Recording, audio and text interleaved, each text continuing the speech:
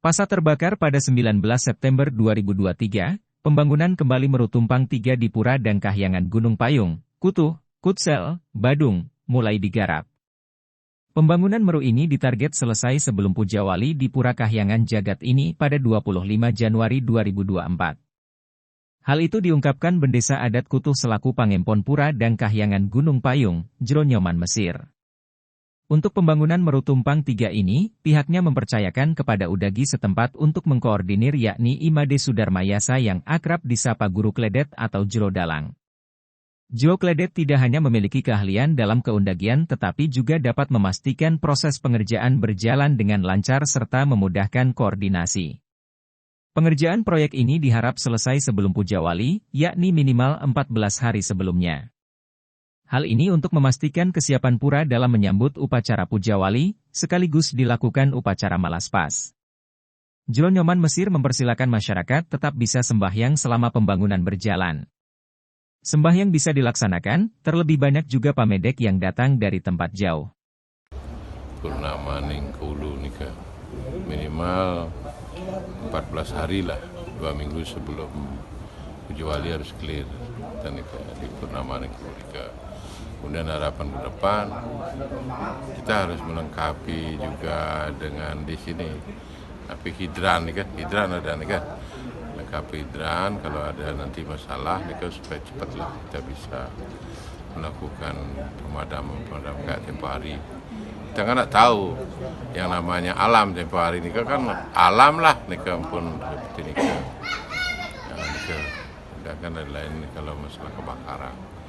Kalau hidran kadang-kadang kan juga menunggu gininya untuk mempermudah cari air kalau ada kebakaran. Tapi kalau ke depan yang setting mulai tahun ini untuk minimal ada keran yang tiap hari siap pakai. Tempo hari memang adanya airnya dika, tarik ke tengah nika suwi karena sangat sifatnya darurat. Coba cari ember-embernya terbatas. Kita cari airnya ada di toilet, lari berapa meter, kan ada meter 200 meter, giliran, pada waktu itu kan tiang sendiri, pelaku memadamkan api di atas itu cukup kewalahan. Ternyata kalau ijuk itu, dia istilahnya apinya bukan di atas nih, apinya ke dalam nih. Padahal kalau yang lihat tempo hari kalau apinya di luar itu udah mati tidak separah itu. Ternyata di dalam nih harus rombak semua. Mudah-mudahan ke depan tidak ada hal-hal itu lagi. Gitu.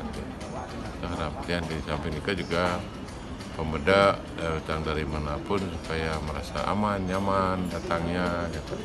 Lagi kan nak penduen jagat yang cuma selaku pengempon.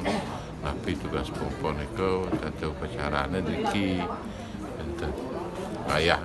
Sedangkan Imade Sudarmayasa memaparkan untuk fokus pengerjaan di areal pura, dimulai pada 15 Desember 2023. Untuk persiapan bahan seperti kayu dan lainnya memang sudah jalan. Proses pengerjaan Meru Tumpang 3 ini melalui beberapa tahapan. Diawali dengan pemilihan dan pengadaan bahan kayu yang khusus untuk membangun Palinggih Meru. Hal itu karena kaitannya dengan kesakralan Palinggih tersebut. Pertama yang saya bicarakan masalah saya dipercaya untuk mengurus pura ini, untuk membenahi pura yang kena terbakar ini oleh Jero Nyoman Mesir.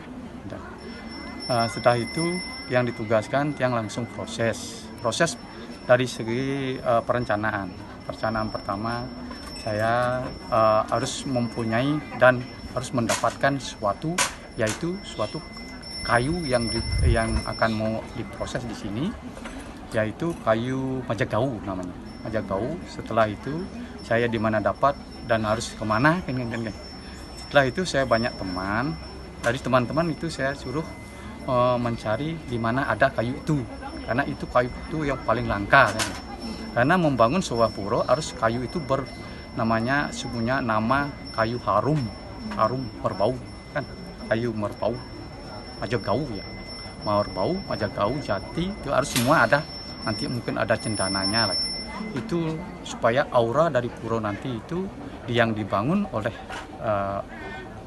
daripada pengempon ring Pura Gunung Payung ini, supaya itu nantinya beraura yang begitu sakral gitu lihat. Dari pertama kayu sudah saya dapat dan saya utus itu dari desa adat harus ada, dari Mangku di sini sebagai Jan Panggul harus ada yang mengiringi, dari Undagi juga ada yang mengiringi, dari yang punya kayu, dan di tempat itu harus ada juga Mangku yang harus yang memohon daripada kayu tersebut, dan menebang kayu itu pun harus ada aturannya, harus ada utara dan timur gitu. Itu namanya, supaya kayu itu nanti berpetuah. Setelah saya dapat, saya sudah ada 5 orang itu memohon, karena 5 orang itu harus saya namakan Panca Dewata, itu yang saya simbolkan itu dalam nanti yang membentuk suatu pura itu. Setelah itu saya sudah dapat, langsung cari hari baik lagi gitu, nebang kayu itu. Pas itu tanggal 20 itu kalau hari baiknya yang untuk menebang kayu itu untuk pura itu. Nah itu sudah menebang, sudah dapat kayu itu, supaya kayu itu nanti cepat kering gitu. Jangan cepat kering, saya tidak menunggu waktu-waktu yang lama. Saya memproses kayu itu dengan cara mengopen. Dari menebang kayu, selama menebang kayu itu lagi 10 harinya, 12 hari saya baru kayu itu baru bisa diproses masalah untuk opennya itu dari proses anunya.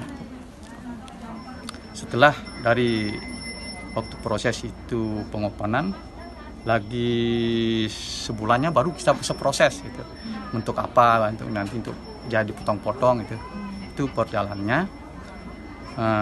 Dari awal ya ditugaskan itu ya balik ke belakang jadi saya belum dapat tukang gitu. Tukang yang perlu andal, yang tahu namanya Undagi, ukuran dan bentuk yang bagus. Kebingungan semua tukang yang saya punya, semua tukang rekan-rekan teman-teman semua. Saya hubungi, saya juga dari Batu Bulan, dari Sudarma Yasa, selaku pemimpin proyek tersebut, menambahkan tahapan mulai dari perencanaan dan pengumpulan kayu jenis majegau. Pihaknya sudah menebang kayu itu pada 20 November 2023, sebab hari itu adalah hari baik untuk menebang pohon. Kayu itu didapat dari hutan di daerah Pupuan, Tabanan, karena pohon itu sangat langka. Setelah proses penebangan kayu, pada hari ke-12 langsung dilakukan proses pengeringan dengan cara mengoven.